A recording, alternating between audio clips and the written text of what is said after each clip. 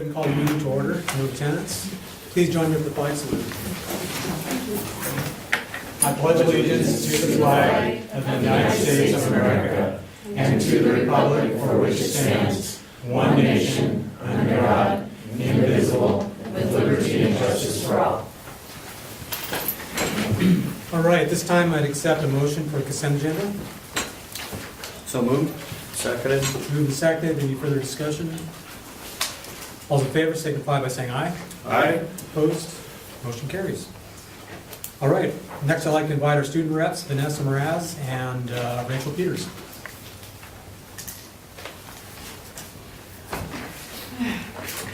And welcome. Hi. Okay, I'm Rachel Peters, and this is Vanessa. And first up on our agenda is the Silverton volleyball team. The girls currently have a 2-1 record. They won last Tuesday against Central and last Thursday against Woodburn. They are currently ranked 6th in state. Our Silverton Foxes soccer teams are looking good as well. Our boys have won 2 games, and their next game will be tomorrow at home. They're ranked 5th in state, and our girls have also won 2 games and will be playing at Wilsonville tomorrow. They're ranked 10th in the bright futures ahead. Football started their season with a win against Sandy.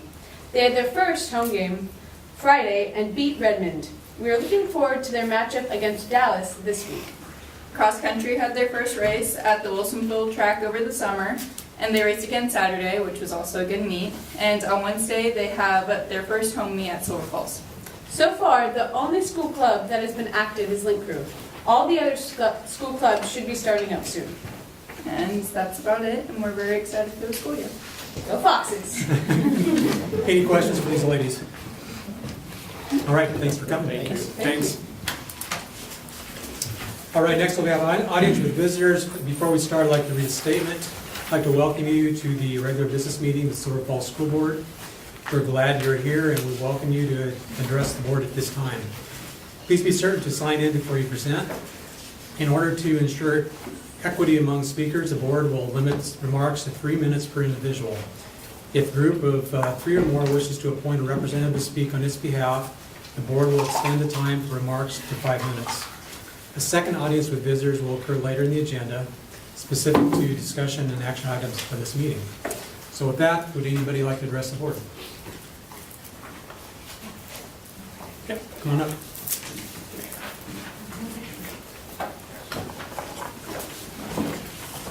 Good evening, Sarah Weitzman, Silverton, here representing Silverton Friends of Music.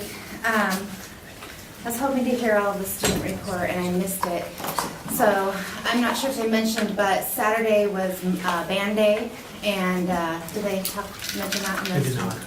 So marching band had their band day on Saturday, and they raised just a skosh over $5,400 for the marching band. But they're looking to raise about $28,000 this year for 2 new sousaphones, which are the tubas that marching band uses, and about 20 additional marching band uniforms. But so I just wanted to share that. But I also wanted to just keep it in the back of your ear about Silverton Friends of Music. We're planning to meet with all the PTCs this fall and principals, and I just want you to keep it on the forefront this year in your mind in conversations about music education. And I already know a couple of elementary parents in Victor Point and Butte Creek have come forward saying they'd really, really like to see elementary music education at their schools. So if we can think about that this year, try to get in the budget. Thank you. Thank you. Any questions for Sarah? Right.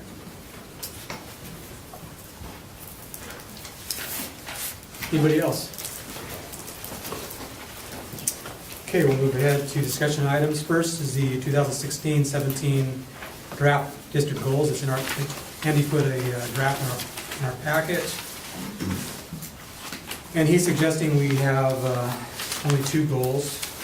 Andy, do you want to say anything more about that? Sure, I can comment a little bit. The first goal should look familiar because you've had a similar goal for the past 2 years, and that's specific to your strategic visioning plan. And I believe the performance indicators on the plan are significant enough that you need to keep those in the forefront with every decision that you make in processes that occur through the school year. So if it's not a goal, then I would encourage you to do everything you can to place that in front of you in some capacity throughout the year. Otherwise, I put two other suggested goals on here. One of those comes partially from my initiation, and that's related to a district policy manual review. Just for brief history, the last time we had a policy review in this district, a full policy review, was 20 years ago, shortly after unification, or at the time of unification. Now, you know, you have a few policies tonight to review that along the way, we introduce new policies, you review them, you discuss them, and you make revisions and adopt. However, just in our review of policies, you have some policies that still date back to 97, 1998, 1999. And while it's likely that they are largely compliant, I think it's worth the question, should we be reviewing 20-year-old policies? And I think the answer is yes. So I put that in front of you. There are multiple options. We would bring OSBA in to do this service. They would work with you.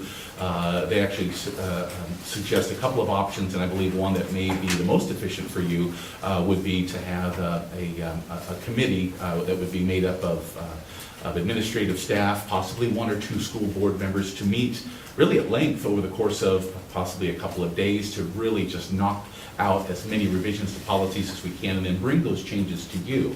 And I think it's best for you to work with the revisions, take a look at those in a setting using the model that you do now, where you review the revisions. The other option, of course, is for you as the board to spend the same amount of time, which of course is your choice, to have the OSBA representative here, but I think that would result in multiple work sessions, or maybe a few half-day sessions, things like that, that you would do the same thing, and you would review the policies. Actually, 20 years ago, that's exactly what we did. We would spend every work session doing policy review for a year. So you have options related to that. I'm not entirely convinced that you can complete this task over the course of 1 year, especially if you take on the task 100% yourself. But it could be a year and a half, could be a 2-year project. You know, we could prioritize, I think I put it in the memo even, prioritize instruction,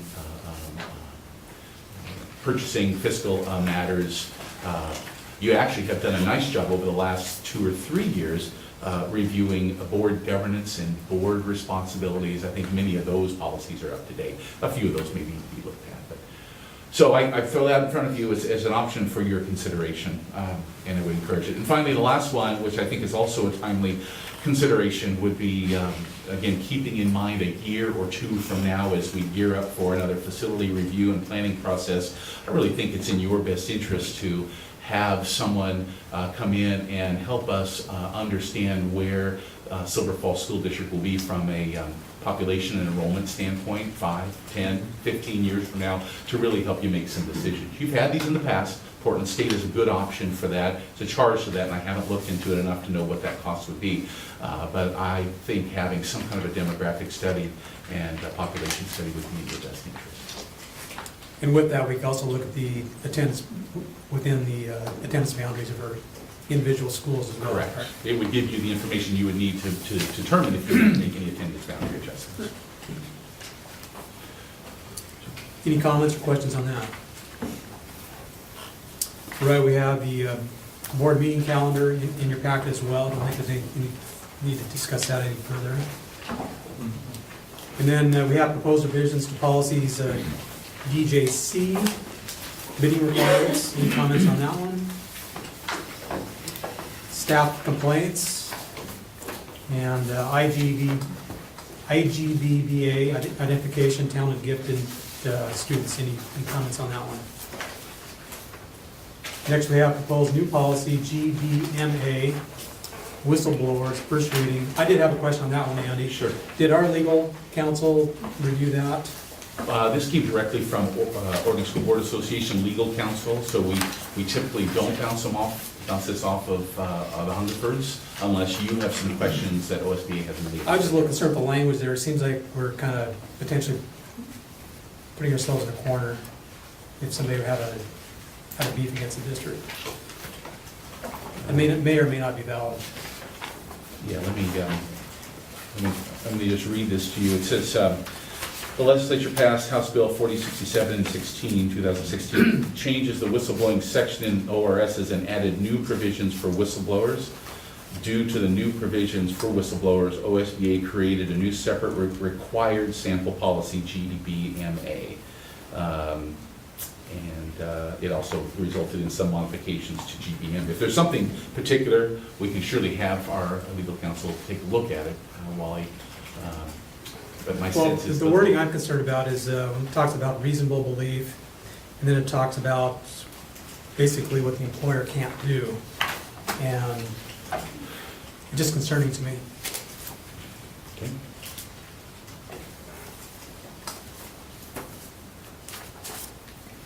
We'll have it reviewed further by Hungerford's, no problem. And for the audience perspective, these policy changes are all due to legislation and readings from the State Board of Education. Then we have a deletion of policy IGBBB, identification of talented, gifted students, which is being deleted because of the new policy. Any questions on that? All right, move on to administrator and staff reports. Andy, the first week enrollment, health and safe schools plan, and the draft goals. Yeah, I'll move through each of those as briefly as possible. I'm also going to assume Dandy Stevens' responsibility tonight. She's home ill this evening, so I'll give a personnel update and additional information. You have on green color a copy of first week enrollment information. This was actually as of late Friday. Even in speaking with Leslie Roach at Robert Frost, some of these numbers have changed since then. So the numbers are pretty fluid the first few weeks of the school year. So at this point, we're keeping a close eye on things, but it's always interesting to know what first week enrollment is from year to year at our schools. At this point, most notable changes are a slight increase in Central Howell, and Community Roots, you'll note, has 12 additional students, and if you recall, that was part of our renegotiating their charter agreement 2 years ago, which allowed them to increase their enrollment up to 135 students if they had the capacity to do so. So they are increasing. Mark Twain Elementary this year is the elementary. The September 15 numbers are as a middle school, so you'll have to make that reference also at Silverton Middle School, as well as Robert Frost. So it's a little hard to compare apples to apples with those three sites, simply because of the grade configuration changes and the opening of the new middle school. So bottom line is overall we're up about 14 students, which is statistically, at least this point, not significant. We'd still define that as flat enrollment, but I will hold off on any statement in that regard until we see the October 1 numbers, which are much more reliable and we use for a variety of planning purposes. Anyway, interesting to always take a look at those. We're also keeping a look at some large class sizes. We have a few large classes at Robert Frost. In fact, Leslie just shared with me that there are 5 sections of fifth grade, right at 30 students. So, we knew we had a strong class there with 5th grade. It's the largest class of the school overall. We have one large class at Scotts Mills that is being addressed with some additional staffing by Kirsten Jorgensen. She's done a nice job with that. We also have 1 or 2 large classes, a big 6th grade class of about 30 kids at Victor Point. So we're keeping a pretty close eye on those individual hot spots. Some of them are anticipated because we see them going from year to year to year, from class to class, but we'll stay posted to those. The Healthy and Safe Schools Plan is just a bit of a placeholder for you. This was a very recent decision by the Oregon State Board of Education on the heels of the lead and water concerns in Portland Public Schools, requiring that each school district in the state of Oregon create and submit model healthy and safe schools plan. We have to have a draft submitted to the Department of Education by October 1st, with a final draft by January 1st, and we're working on that right now.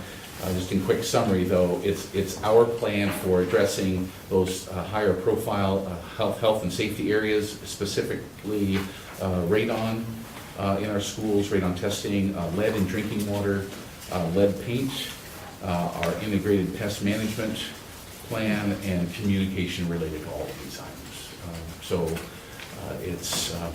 I feel very comfortable in saying that in each of those areas, I'm confident that our plan will be just fine. We've done radon testing as recent as 2 years ago. We completed lead testing at all of our schools with the exception of Silverton Middle School and Silverton High School, which are slated for the middle of September.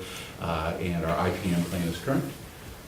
And so, but it's a good position for us to be put in a, just to double check and to be certain that ODE gets a copy of what we're doing. So, wanted you to know about that. Draft superintendent goals, you have a copy in front of you. You have quite a list of things there. But I have submitting two goals for you. Wally and I discussed these in draft form. I didn't have them fully vetted like I do here.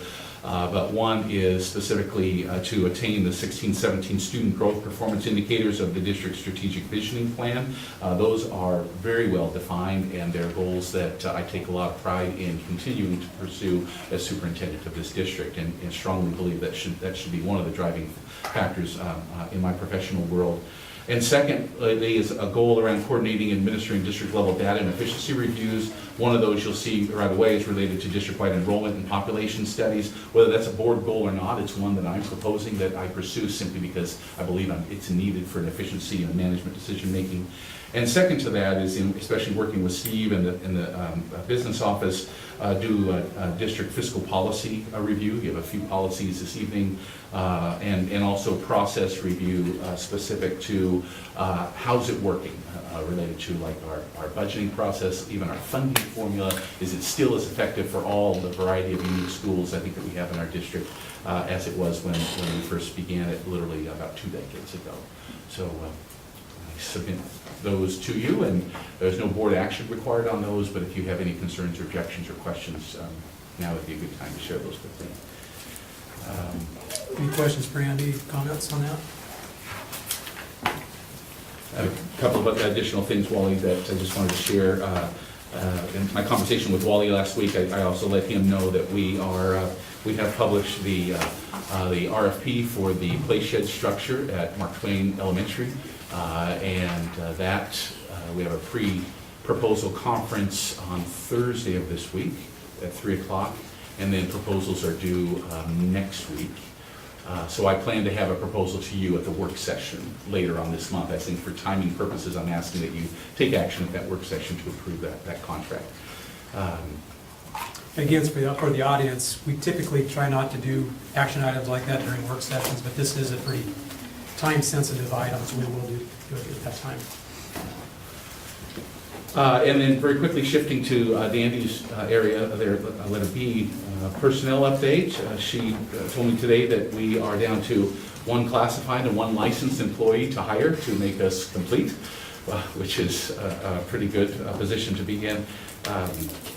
It's been a long, busy summer, especially August. August had a number of unexpected changes that we had to address. So Dandy's done, as far as I'm concerned, a better job in getting those hires taken care of. I shared a little bit in my update to you late last week about some transition matters, some details yet to work out with transportation, with a new contractor on board, with a new school opening, with a grade configuration change at another school. As a person can assume, there would likely be some transportation matters to address, and there are. Most of those seem to be specific to the schools within the city of Silverton. However, I know some have extended to some of the rural schools as well. So at this point, I believe the transportation matters are improving. Today was a good test as well because it was our first early release day, and that always throws sort of a hiccup in things if we're not careful. But based upon reports that we've received to this point, is that everything went well. The other thing that Danny reminded me about is that we, as a school district, in the first week of the school year, brand new contractor expected the transportation contractor to manage multiple schedules within the first 5 days of the school year. So not only did we have modified schedules at the high school and at the middle school, at the elementary school in town, but we also then threw in an early release within the first week of the school year. So here's our transportation company trying to get on board. They still have 1 or 2 additional hires to make. They brought in drivers from out of state actually to help us at this point. But you throw in a couple of odd schedules, and I'm not defending any of the issues. We're addressing them. They're concerning, and we can definitely do a better job, and we are doing a better job with those. So I just want you to hear that directly from me, that it's improving. I think there's a difference between those concerned and they're doing nothing about it, than those concerned and they're addressing it right on top of it. You shared with me when I spoke to you last week, their supervisor, their general manager from Las Vegas was here and present Right. during this whole first week. So that shows commitment on their part, in my minds, and that they're doing everything they can to make it right. You bet. It may not be perfect, but they'll get there. You bet. I think so.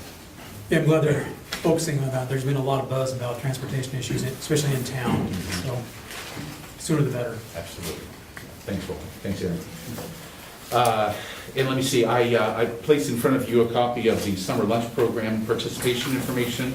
Sue Ann Earl is here this evening. I asked Sue Ann just to share a couple of brief comments about it, because they were really quite impressive. Real quick.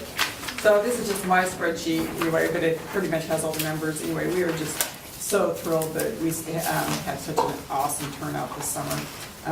We still had 4 sites, but we did move our Scouts Mills site to Scouts Mills Park, which was a big improvement. It's a beautiful park, and we had a lot of really positive comments from parents bringing it out of the school. And the reason why we did that is obviously because the school was torn down for construction. But at this point, if our Department of Education will allow us to continue to use the park at Scouts Mills, we will do that, because we had a lot better participation there because of that anyway. But just real quick, this summer we served a total of meals, breakfast and lunch, 8,887 meals. And last summer we did 5,599, so about 6,000. So we had a total increase this summer over last summer of 2,888 meals. So. Were meals served at the park downtown as well? Yes. The city lets us keep doing that, that part anyway, and then we had so averaging that out with how many days we served on an average 181 plus students a day for summer lunch program. And we had horrendously wonderful comments from parents. We had parents driving over from Salem to eat over here, so with their kids. So, yeah, whatever. Anyway, it was, and the gals that were new gals, I mean, gals, lunch ladies, but a different team this summer. And they were, customer service was just off the charts, and they did a fantastic job. So, yeah, so we were just I'm very, very pleased. It was so successful. Thank you. We'll keep doing that. And Mr. Chair, if I may, I just want to share this with you, because when we receive these every year, I'm very proud of these things. We just received these today, or actually one about 2 weeks ago, and another one today. This is a quick summary of our College Credit Now and Willamette Promise Accelerated Credit. In other words, the number of college credits that our students at Silverton High School earn on any given basis before they leave. We have 2 programs that we operate under. Here's just some brief information. Students at Silverton High School in the 15-16 school year earn 2,740 college credits, saving parents over $249,660 in tuition. And with our Willamette Promise Accelerated Credit Program, Silverton High School students earn 348 credits with a potential savings, as they categorize it, as $73,000. And so those are credits for not just your content area classes like math and science and writing 121, but they are for CTE classes, for agricultural classes, horticulture classes, business classes, and the full gamut. So we're one of the top performing tri-county areas with the Willamette ESD of students who earn articulated credits with Chemeketa Community College. We also articulate with Clackamas Community College, Lynn Benton Community College, Blue Mountain Community College, and 1 or 2 others that I can't think of, but it's all over the place. So very pleased with that. I just wanted to share. That's great. It takes a lot of extra effort by teachers, so It does. Jason's here, so you can pass along our thanks to them. I appreciate it. Well, yeah, I love it. That's great. That could save some families some money. You bet. Yeah, I haven't even shared with Justin that I received this information. Oh, I got it. Oh, you got it? Okay, great. That's it, Mr. Chair. All right, thank you. Steve, financial report. Yes, so included in your packet was the financial report through August 31st. So the first page, again, is just the general fund as we normally review. Again, July and August are pretty slow, except we do receive 25% of our state school fund revenue in the first 2 months. And really get going with expenses in September, obviously, with all the staff back. So everything's tracking find there. Also, added to your packet this evening was the by-school report, which again is pretty sleepy until we look at it next month, but just to kind of get them laid out there for you. And then the second and third pages in the packet you received earlier.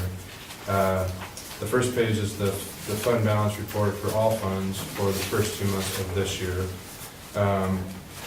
And the last page is the fund balance report for all funds through June 30th, because last month we only discussed initial projections for the general fund through June 30th. So this will get you up to date on all funds. Again, just to recap, the general fund that we discussed last month, our beginning fund balance on July 1st, 2015 was just under $3.9 million, and our projected ending fund balance at 6/30/16, where our beginning fund balance for 7/1/16 was $1 million greater than that, at just under $4.9 million. So again, we're still working with the auditors to get our financial reports done. They came out to finish their field work here a couple weeks ago, and everything's looking fine, but it'll still take a couple months to get the final audited financial statement in front of you. So that number's looking pretty solid, and that was our goal, to continue to grow that number, especially heading into the 17-19 biennium with the increased PERS rates that we know are coming. Speaking of those rates, September 30th, Friday, September 30th at 1 o'clock is the day that we'll officially find out what those rates are for every district and government agency in Oregon for the 17-19 biennium. They have their board meeting at 1 o'clock in Tigard, so we'll get that information out to you as soon as we can. So by the time we meet next, we'll have a better idea what that looks like and what the cost implication will be for us. Two other areas of note. You can see on both reports through June, and also especially in the first 2 months of 16-17, that the inevitable hit with the Fund 430 capital projects, a lot of expenses coming out, both for the bills related to the Schlater conversion, which of course we had funds in there for that already, but also the seismic projects are in there. And even though Butte Creek was delayed, we had expense leading up to the point of delay, but also quite a bit of expense obviously for Scotts Mills, and that'll even show up more in September as we pay our final bills for that. And that's on a reimbursing basis from the state, so we've got the money first and then have to make a claim and get them in, so that's not even reflected in on the revenue side there. So, and the last piece is the food service fund, Fund 210. You see we have at June 30th, 2016, we ended with a positive balance of $15,283, but we did lose just a little bit over $50,000 in that fund for 15-16, which is $15,000 worse than I had projected back in the early spring. I projected we could possibly be in the red by up to $35,000. So I did miss the mark on that. There are some things that we saw in the last quarter of the year that were just hard to project.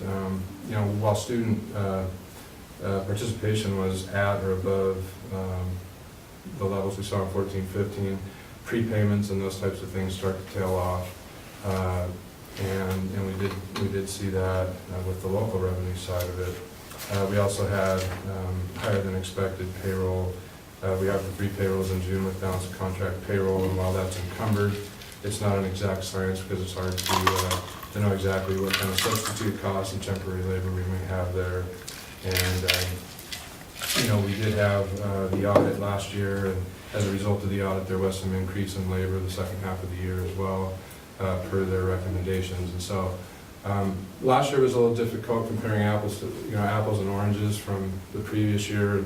This year will be a much more straightforward comparison, that we'll have the same operation going for the whole year this year that we did all year last year. And I think really our goal is to just continue to try to find that delicate balance point of providing good service and quality product and management over that product with the complex compliance requirements that we have with fiscal sustainability.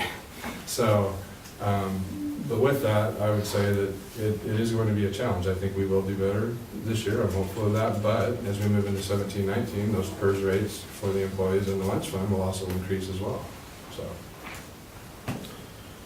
That's, I appreciate Steve's effort on this. He's really worked hard to get this, and while we were entirely optimistic that we were gonna be able to chip away at that level of debt in our food service, the reality is, there are so many variables at play here, it's very difficult to do, and so we're essentially about the same level as we were a year ago. However, what I can tell you is that the cost of operation of this program, I anticipate that you may be thinking about this question, is what would it have been had we not contracted services? Well, based upon our evaluation of this, is that it would have been the same and maybe even higher had we not contracted services, simply because the contracted services are predictable per lunch, per meal, a predictable contract where when you're buying the food, the commodities, prices, they fluctuate more than any of us really can measure well. So it's likely that we would have been even deeper in the red, in my mind, had we not had our contracted service. But second to that, and I think we honor what it is that we do, and that is that we had audited information and recommendations that were very clear. We needed to increase the labor force in order to best meet the needs in a compliant fashion for a food service program, and we did that. I think part of that decision is also now evaluating how can we find that balance that Steve was just referring to, that really delicate balance between providing the adequate number of employees for a unique school district, while at the same time providing the best quality of food service program that we can provide as a school district. What's the financial impact of the additional employees towards this deficit? I think the total was around the equivalent of about 2 employees total, and so if you take mid-year or so, Wally, So most of it then? yeah, it is. Okay, that's, I mean, I think at if least we we can explain why. make That's good. comparisons to easy comparisons, apples to apples, it's just that. We had to increase labor costs in order to remain compliant and offer a quality program. Okay. Steve, what are your thoughts about raising prices for next year to counter some of this? For 17-18, well, I think it's a very strong possibility.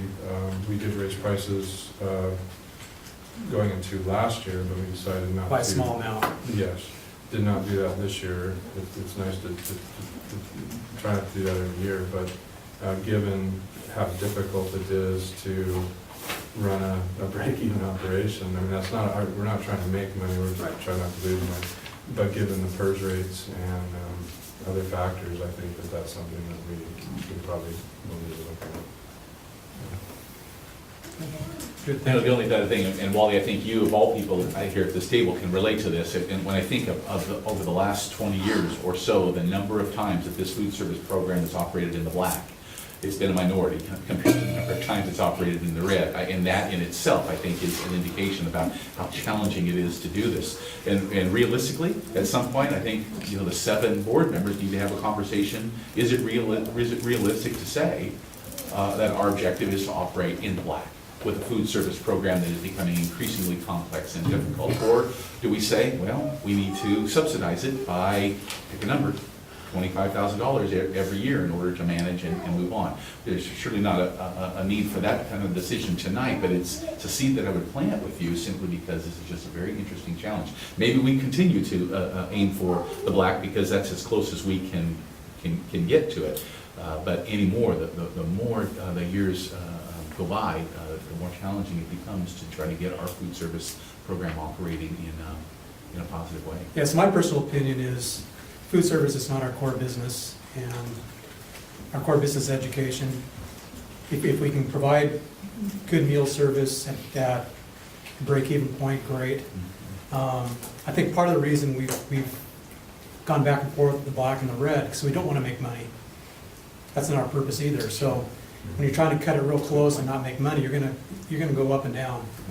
That's a good point, sir. Any other questions or comments on food service for the budget? All right, thank you. All right, invite Leslie up to talk about Robert Frost School. Welcome. Hello. I did give you a little handout if you want to look at the color pictures that I have printed for just the 7 of you and Denise. So Robert Frost this year is a little different, so I'll start with that. We are grades 3 through 5, so this is the first year, we're 3 through 5. Our enrollment, as I was telling Andy when I walked in here, Pat and I worked furiously today to get all of our new enrollments into the system today, and we count 425 students. We are hosting 3 of the district special education programs. Basic skills and the structured learning program were the 2 we had, and we have added functional skills this year. So some of those are a K-5 program now, so we have 3 second graders at Robert Frost currently within those special education programs. We have a couple of new factors as well. We've increased PE minutes this year so that every student has 90 minutes of PE. So it's 3 sessions of 30 minutes for each class. And that is at maximum capacity for what we are able to offer with 1 full-time PE teacher. So that's always interesting to keep in mind as we're trying to reach 150 minutes, which is state mandated. We would need to add another half-time PE teacher to meet that requirement. We are having music, grades 3 through 5, and all those special education programs twice per week for 30 minutes as well. The 5th grade music program is in one of those sessions, focusing on band and choir to try to recruit interest in those 2 programs and get them ready for the middle school band and choir. We are also continuing in year 2 of PBIS, which I'm sure you'll hear lots of principals talk about in their reports. This is our 2nd year of implementation, and PBIS is a component of our school-wide plan to increase positive behaviors. And then our big goal for this year, and what most of this is focusing on, is our decision to focus on math instruction. Last spring, our staff got together and we reviewed the district's strategic visioning plan. We looked at our historical school data. You'll see on this there's some preliminary SBAC scores for our 4th and 5th graders from last year. And we saw a gap in our math instruction. So last year our focus was really around PBIS and behavior and teaching kids about how to be at school, be a good student at school. And this year we're adding math instruction to that focus. So we came to consensus. We, over the summer, sent teachers to a variety of trainings. 1 teacher from each grade level went to a training in Las Vegas, of all places, to focus on Singapore and Math in Focus, which is the curriculum we use K-5. And then we had a variety of teachers attend the Oregon Math Teachers Conference here at Willamette University in Salem. And so they brought a lot of resources and insight back to our building. And then we have a plan for a school-wide focus on math. We are practicing math fact fluency every day at every grade level. So it could be subtraction, addition, multiplication, division, but just those basic facts. Research tells us that the faster that students can do that, the faster they'll get to more complex math. We are explicitly teaching math vocabulary. Every other week we have a school-wide word that we are teaching and practicing, and it's posted everywhere. Right now our word is value, and we're using it in the daily announcements. And it's, you can see there's my PE teacher has a bulletin board that's pictured here that says using math in PE, and he's got all the different ways you would use math in playing sports. I mean, we are trying to get kids excited about math and see that it's part of daily life and not just something you do at school. And then as a school, we've also set a professional goal, each of us, to focus on in Danielson 3B, which is questioning and discussion. And you would think, how does that relate to math? But the SBAC really has a higher order thinking component about math. You have to read and write out in sentences how you would solve problems. And so in order to get to that higher order thinking about math, which doesn't come naturally to a lot of the kids, there's a lot of language involved in that, we are setting our professional goal around having discussion in class around math. And then our last picture is of our students today in the computer lab doing their STAR assessment, which is something we will be doing all year long to just assess and to look at how our students are growing so that we can have real-life conversations around what we need to do better in our classrooms and what we need to learn as instructors and what I can do as a principal to support all of my teachers. So that's Robert Frost in a nutshell. Good, thank you. I like what you're doing about the fast facts on math. I see too many kids can't think on their feet doing a simple equation. Yeah. So that's They're used great. to that calculator. So, Yep. yeah. Are we still using the Baptist Church for the band, or have we moved We that? are not. We are all back in the building. We sent thank you cards to the Baptist Church. We're using their parking lot still for pickup and drop off, but we're not using their facility anymore. Okay, good. So, Any questions? Thank you. thank you. All right, Kirsten. Thank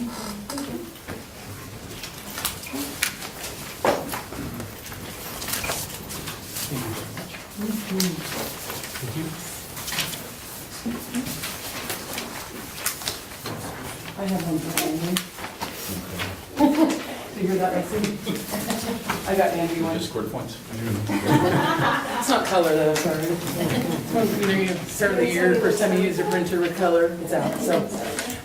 All right, I am here to present on Scotts Middle School. I started there just adding some of the new staff members with a staff of about 20 people. It's a lot of new faces in our building. But kindergarten, I just noted it's a job share, so we have one kindergarten class, but we have 2 teachers sharing that position, so it's been great. Karen Steers had resigned from Malala School District after teaching for about 32 years, and she taught kinder, I think, like the last 12. And we were in a bit of a bind to find a kinder teacher, and so she was like, if you really need somebody, and of course she did it, and we were very excited. So Kelly is coming back from about 3 years off of teaching to have a family, and taught kindergarten prior to that, so they're a great team. Megan Senior is a new teacher. We added 0.3 FTE of 3rd grade to help balance our class, big class sizes. So she is the only actually new staff member there. The rest are replacing people who left for retirement or other positions. Cindy Ziesmer was a longtime Victor Point teacher, and we are excited to have her at Scotts Mills this year after coming out of the mentor program. So very exciting. And Travis Lawton, a new cook, I think he started like Friday, first school started, and he was frantically putting the kitchen back together because it was all torn apart from the seismic upgrades, and so he did a great job. And Sue Ann actually, John Stone, Sue Ann's boss, is he here? Yeah, he was in there putting posters up one day. I was like, oh, great. So yeah, it was a team effort, and Travis is great, and a great addition to our staff. So lots of new staff members. Continuing, Leslie talked a lot about PBIS. We're continuing in year 2 of PBIS at Scotts Mills. Our coin phrase at Scotts Mills, we keep our hands to ourselves. At Scotts Mills, we walk in the hallways. So using that verbiage with the students, all staff practices that, and so they're hearing the consistent message.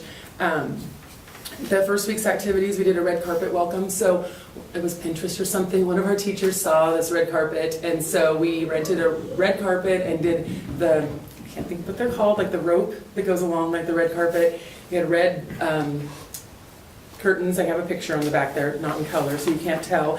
And we had a big sign made that said, "Welcome Jaguars, building the leaders of tomorrow." And so all the students came through there. And we locked the other gates so the middle school kids couldn't avoid it, which didn't go over well, because they tried. We made them all go through, and we had a parent at the other end taking pictures. And then the Marion County Sheriff's Department came, a couple of officers came and handed out stickers and welcomed the kids. And so it was a great first day of school. Some of our PTC parents had coffee and pastries in the library for parents. So a lot of the parents would come in and connect and kind of debrief after dropping their kids off at school. So it was a really, really great start to the school year for us. We also did a school-wide assembly on Friday and did a walkabout. So we have all the students walk throughout the building, and we reviewed the expectations with them in each area: library, outside recess, inside recess, hallways, classroom, cafeteria, and such. So the students are getting the same message from the same people throughout the building. And then we ended with a school-wide assembly where the staff did some really funny skits around what good behavior looks like and what good behavior doesn't look like. So we were the non-examples, which was kids always love that. We also have the wheel, which we brought out today for our flagpole this morning, where students who get the JAG swag, like positive behavior slips, get to spin the wheel. And so we drew 5 students, and you can kind of see the wheel there. The sun's in the way, but the students get to pick a prize out of the prize box, or there's a couple different ones. They have an hour as the principal, lunch with their favorite staff member, and 15 minutes for their class of recess. And so that was the popular one today, because a new student actually won 15 minutes of recess for his class, and he all of a sudden went from the new kid to the most popular kid. So it was really exciting. It was the 2nd and 3rd grade, so it was really a neat thing. So moving PBIS school-wide is, our staff has very much bought into it, and it's been great for the kids too. So that's been great. One of our students, Sophia Borgstall, received first place for Scotts Mills for the If I Were the Mayor essay contest. And so we awarded her last year. We had a big thing at school, and then we received notification this summer that she won for the state of Oregon first place. So we recognized her today at our assembly, and she actually got to go to Salishan to the mayor's conference, and mayors talked to her, and she got to tell them things that she wanted to do, and if she were mayor, it was very cool. And she won an iPad, which was of course to her the most exciting part. But I think getting to meet all the mayors is a pretty neat thing for an 8th grade student to accomplish. Year 2 of PE, so we have every day students get PE for 30 or 45 minutes, so we're able to provide that to students, and it's great. Helen Club is doing that again this year, and she's in her element. It's really great for us, so and kids love it. So the seismic upgrade was awesome. I encourage you to stop by the school. If you have not, if you drive by the school, you've noticed lots of changes. I did include a picture on the back there is from the floor of the gym. I did not take the photo because there's like giant things hanging on top of this. There would have been a safety hazard. But they took the gym roof completely off. It just looks great. The ceiling it looks amazing inside our gym. So they painted the inside of the gym. The 4 classrooms along the playground are like brand new classrooms, lighting, ceilings, walls, everything. It was really great. And there's always glitches, like, oh, the outlets don't work now that we put it back together, which you don't know until you plug in something. So we're finding those things as we go, and I learned what a punch list was. Andy's talking about the punch list, and I wasn't sure what that was, so now I know, and we're gonna kind of figure all that stuff out. But the contractors were great. I don't know if they're on for sure for the next projects, but they were really awesome to work with. And Friday or Thursday before school started, Andy came out. There's like a hole in the hallway, like a pretty good sized hole in the hallway with a piece of plywood over it. And by the next day the guy was there. He put a really nice metal screen there. It's flat. You can't donate when you notice it, but it's not a tripping hazard. So they were really great to work with, and definitely know what needs to happen in a school. So it was a great thing, and they were fun. We took them pizza and coffee too, so it probably helped a little bit to keep them fed. But it was good. So we have a few more. I don't know if it's weeks left, so there's a few more projects to be done there. But the school looks great.